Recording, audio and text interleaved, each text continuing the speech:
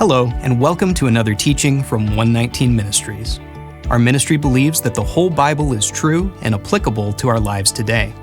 If you'd like to learn more about what we believe and teach, please visit us at testeverything.net. We hope you enjoy studying and testing the following teaching.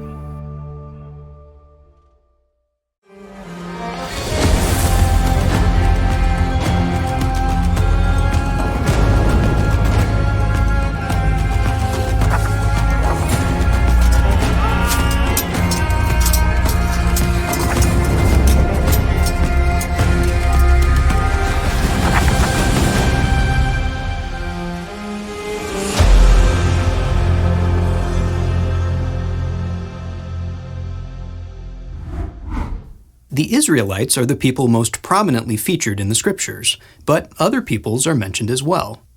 In this series, we examine what the Scriptures and history tell us about these other peoples. Who were they? Where did they live? What was their culture like? And what did God have to say about them? In this teaching, we will focus on one particular people, the Babylonians. Who were the Babylonians? The ancestry of the first Babylonians is uncertain, but they may have come from Noah's grandson, Cush. The first time the city of Babylon is mentioned, it is part of the kingdom of Nimrod, who was a Cushite. Babylon was a city located on the Euphrates River. It was in the same location as the modern city of Hilla in south-central Iraq. Babylon in Hebrew is pronounced Bavel, and is sometimes translated Babel. Bavel comes from a root word that means to mix or confuse, and the city was given this name because that was where God confused the languages of the world. Speaking of languages, the Babylonians' native language was Akkadian, but they also adopted Aramaic as their language for trade and international communications. Akkadian was written using wedge-shaped symbols called cuneiform, and was designed to be written on clay tablets. Aramaic, on the other hand, used the same alphabet as the Hebrew and Phoenician languages, and its letters were more suitable for writing with ink. Babylon ruled at least two major empires over its history. One is known as the Old Babylonian Empire, which was headed up by the king Hammurabi from 1792 BC to 1750 BC. The second, and even greater empire, is called the Neo-Babylonian Empire. This one began under the king Nabopolassar around 625 BC and lasted until 539 BC, when it was overthrown by King Cyrus of Persia. Throughout its history, even during the times when it did not rule the world, Babylon maintained a persistent influence upon the religion and culture of Mesopotamia. What were the Babylonians known for? The Babylonians were renowned for their advanced understanding of mathematics and astronomy. Babylonian students learned things that we're familiar with in mathematics today, such as determining the hypotenuse of a right triangle and solving quadratic equations. They also kept meticulous records of the motion of the stars and planets and developed sophisticated systems of predicting their movements. Another thing the Babylonians were renowned for was their impressive architecture, especially during the time of King Nebuchadnezzar. Nebuchadnezzar built and remodeled many temples and roads. He also expanded, reinforced, and beautified Babylon's gates, including the famous 50-foot-tall Ishtar Gate. This gate, made of blue bricks and decorated with images of fantastic animals, greeted everyone who entered Babylon by the King's Road. He is also credited with building Babylon's Hanging Gardens, which were considered one of the 7 wonders of the ancient world. He also built a golden image outside the city that was 90 feet tall. Anyone entering Babylon during Nebuchadnezzar's reign would have been awestruck by the grand architecture that pervaded the city. How did the Babylonians worship? The Babylonians built temples which housed graven images of their gods. They worshipped dozens of gods, but 2 of their most prominent ones were Marduk, the god of the city of Babylon and ruler over the rest of the gods, and Ishtar, goddess of war and sex. The gods in Mesopotamia were often worshipped on top of mountains or high places. However, in places like Babylon, which were mostly flat, They would build their own mountains out of bricks. These brick mountains were called ziggurats, and they functioned as temples where idols were worshipped. The famous Tower of Babel was likely one of these ziggurats. The Babylonians practiced fortune-telling and magic. They believed that their gods could reveal the future if people performed the right rituals and made the right observations. These rituals and observations were called divination. One popular method of divination was to ask the gods a question and then examine the liver or intestines of a sacrificed animal. When certain shapes or colors were seen in these organs, they would be interpreted as answers to the question. Divination was also practiced by looking at the patterns of oil dripped into cups of water, watching the paths that birds took in flight, noting the date and nature of birth defects in people and animals, and observing the motion and color of the stars and planets. These signs were taken very seriously. Many Babylonians would hold off on important projects if they observed bad omens in the stars or other signs of bad luck. On the other hand, if they observed a good omen, then they would hurry up and get their important projects going while the gods' luck was on their side. In addition to using divination to predict the future, the Babylonians also used magic to try to influence the gods to do what they wanted. Sorcerers would mix up magical substances and use them in rituals to provide healing, protection, and removal of curses. Necromancers would try to make contact with the dead to receive insight and omens from them. People wore amulets and small figurines as charms to bring good fortune and ward off demons. And, of course, offerings were brought to the temples to try to directly win the favor of whichever god was housed in that temple. How did the Babylonians affect God's people? Babylon exerted a strong cultural influence on the entire Middle East, including Israel, for many centuries. God's people took on a number of Babylonian customs, including practicing divination and giving offerings to the Queen of Heaven, which was another title for the goddess Ishtar. God's wrath came upon Israel because of these idolatrous customs. While Babylon's cultural influence upon Israel was significant, the most direct way that Babylon affected God's people was when they militarily conquered Judah. In 605 BC, Babylon sacked Jerusalem, and they took many of the Judean aristocracy captive, including Daniel. Years later, the Judean king Zedekiah tried to break free from Babylon's control by allying with Egypt, but this effort completely backfired. In 586 BC, the Babylonians captured Zedekiah and exiled even more Judeans, and they destroyed the temple in Jerusalem. The Jews would remain Babylonian captives until 539 BC, when King Cyrus of Persia conquered Babylon and allowed them to return to Judea. At first, the Babylonians treated the captive Jews relatively well, but later the Jews faced severe persecution because of their religion. This may be why the symbolic woman who is drunk with the blood of the saints in the book of Revelation is called Babylon the Great. In the scriptures, Babylon serves as a symbol of sacrilege and persecution, of a nation that exalts itself over God and over his people. What did God say about the Babylonians? Yahweh condemned the Babylonians' religious practices. Of course, directly worshiping idols was off limits, but divination and magic were also prohibited. Leviticus 19, verse 26. You shall not eat any flesh with the blood in it. You shall not interpret omens or tell fortunes. Deuteronomy 18, verses 10 through 11. There shall not be found among you anyone who burns his son or his daughter as an offering, anyone who practices divination or tells fortunes or interprets omens, or a sorcerer or a charmer, or a medium or a necromancer, or one who inquires of the dead. The Babylonians also featured heavily in biblical prophecies. Isaiah and Jeremiah both foretold that Babylon would conquer the kingdom of Judah. Here's what Isaiah said to King Hezekiah about 100 years before these events occurred. 2 Kings 20, verse 17.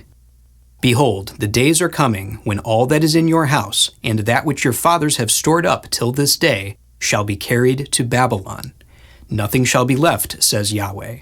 And some of your own sons, who will come from you, whom you will father, shall be taken away.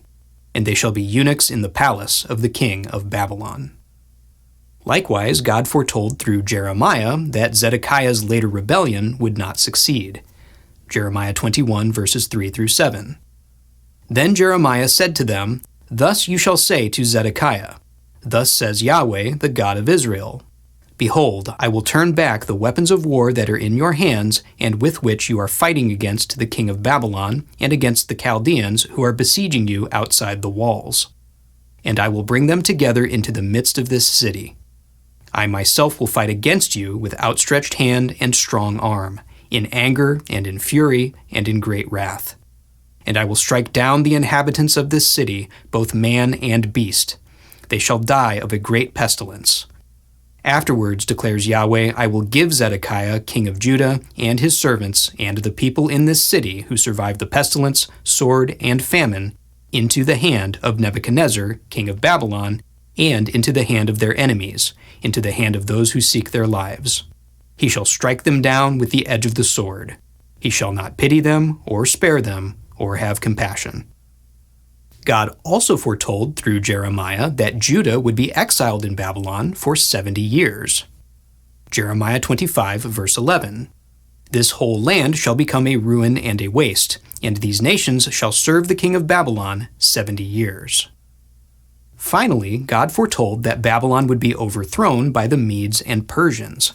Here's what Daniel said the very night that it happened, in the famous incident of the writing on the wall.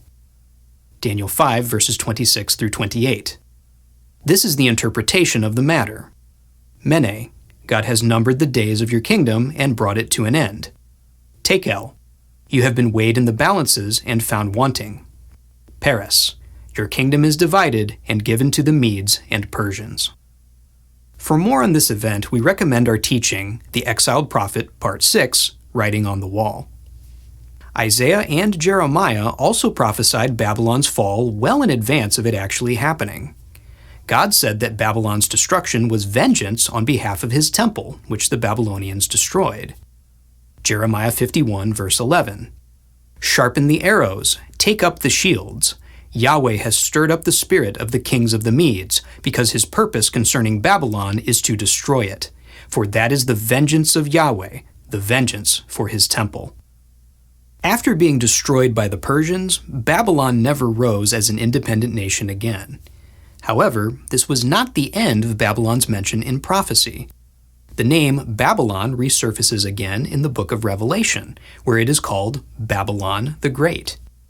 Many scholars agree that this is not referring to the literal city of Babylon, but it is referring to another city, possibly Rome or Jerusalem, and it's equating that city to the Babylon of prophecy because of its idolatry, pride, and persecution of God's people. Who were some significant Babylonians in the Bible? By far the most significant Babylonian mentioned in the Bible is King Nebuchadnezzar. As we mentioned earlier, Nebuchadnezzar was the king who conquered Judah, exiled the Jewish people, and destroyed the temple. He also built up and glorified the city of Babylon to its most impressive state ever. Under Nebuchadnezzar's reign, the Babylonian Empire dominated the Middle East, possessing all of the land conquered by the former Assyrian Empire, but also expanding westward into the city of Tyre and southward into Egypt. God sent Nebuchadnezzar a dream in which the king was a huge tree whose top reached to heaven, and it was visible to the end of the whole earth. And this was indeed a fitting characterization of him. For a time, he was, for all intents and purposes, the king of the world. How did the Babylonians influence history? The Babylonians had a strong influence on law, custom, and worship throughout Mesopotamia. For example, during the Old Babylonian Empire, King Hammurabi wrote a law code that standardized the laws throughout the land. Hammurabi's laws prohibited theft, perjury, kidnapping, neglectful property damage, dishonest money changing, adultery, certain kinds of incest, dishonoring one's parents, violent assault, medical malpractice, and many other crimes that we would recognize today. They also established a minimum wage for various occupations within the empire. The stated purpose of Hammurabi's law was to bring about the rule of righteousness in the land, to destroy the wicked and the evildoers, so that the strong should not harm the weak. The Babylonians succeeded to a degree in accomplishing these ends, providing law and order along with some level of economic prosperity to many of their subjects. The impact of the Babylonians on modern culture also cannot be underestimated. Some of their concepts and practices have persisted throughout history, even to this day. Modern practices such as astrology, wearing lucky charms, and consulting psychics all have roots going back at least as far as ancient Babylon. The nation of Babylon is long gone, but their ways of consulting the gods still persist. What can we learn from the Babylonians? Of all the ancient religious and political systems that were built in opposition to God, Babylon's was arguably the most successful. Their gods became household names throughout the world for generations. Their superstitions took root in the hearts of both commoners and kings. Their laws provided the basis of justice for many peoples, and their prosperity helped to fill the bellies and the coffers of millions. Just as Nimrod, one of the early kings of Babylon, was a mighty hunter before Yahweh, the nation of Babylon itself stood in proud opposition to Yahweh for its entire existence, and no doubt they saw their prosperity and prestige as justifications for their pride. We must be doing things right, they likely thought. Look how successful we've been.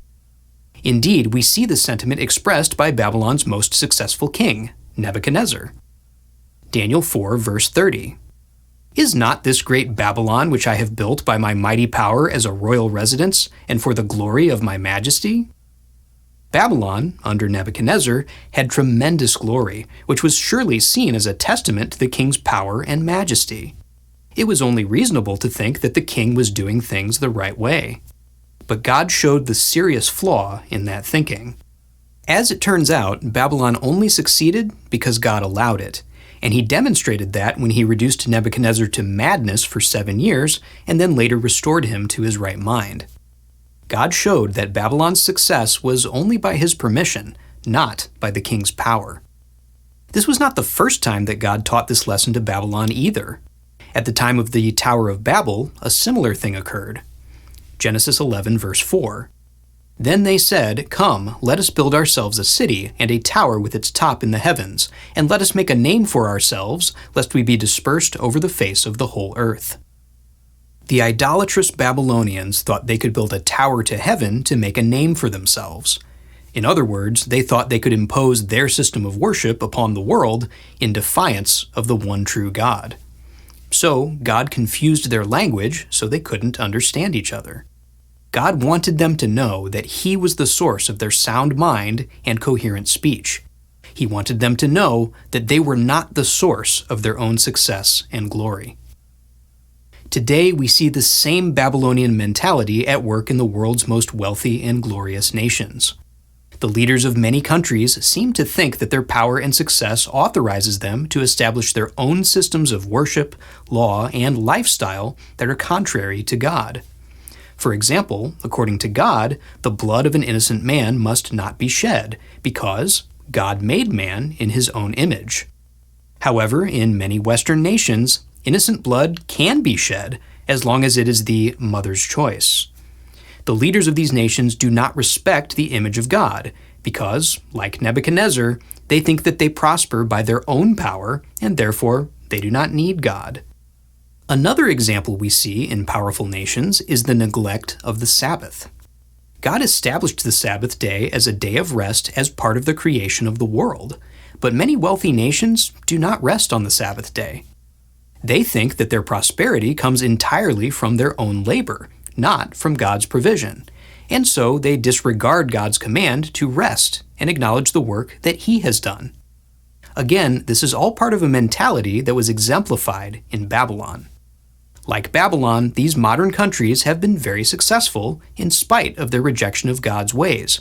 So how could they be wrong? After all, they've prospered greatly even though they've been rejecting God's commands.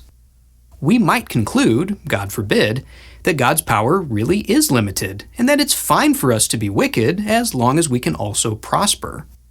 We might think that we don't need God, and we can instead rely upon ourselves for our own provision and our own morality. we might think that we are ultimately in charge of the world and that we shape our own destiny. However, through the story of Babylon, God shows us that He is in charge of everything. When the wicked prosper, it's not because they're overpowering or outsmarting God, but it's simply because God has allowed it to be for now. God has a plan that He is bringing to fruition, and the nation of Babylon was just one piece of that plan. As Yahweh said through Jeremiah 27, verse 6, "Now I have given all these lands into the hand of Nebuchadnezzar, the king of Babylon, my servant, and I have given him also the beasts of the field to serve him." God placed the world into Babylon's hands, but only for a short time. Just as God gave them their glory, so He also took it away. Jeremiah 50, verse 24. "I set a snare for you, and you were taken, O Babylon, and you did not know it. You were found and caught, because you opposed Yahweh." Babylon today is nothing more than ancient history. For all their pride and glory, they ultimately perished. So today, we should not be fooled when we see wicked men and wicked nations prospering. They aren't triumphing over God when they achieve success while defying God's will. No matter how powerful and wealthy they appear to be, in reality, they have nothing. God can take their wealth and success away anytime He wants, just like He did when He confused the Babylonians' language, or when He reduced King Nebuchadnezzar to madness, or when He wiped the entire nation of Babylon out of existence. Today, we would do well to learn from Babylon's mistakes. Rather than exalt ourselves in our pride, we should instead humble ourselves and ascribe to God the power and authority that He alone possesses. We pray you've been blessed by this teaching, and remember, continue to test everything. Shalom.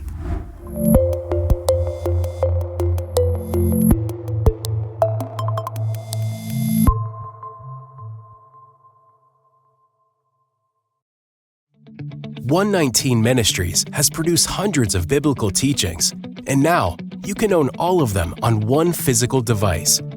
We're excited to announce that our entire video library in HD quality is now available on a flash drive.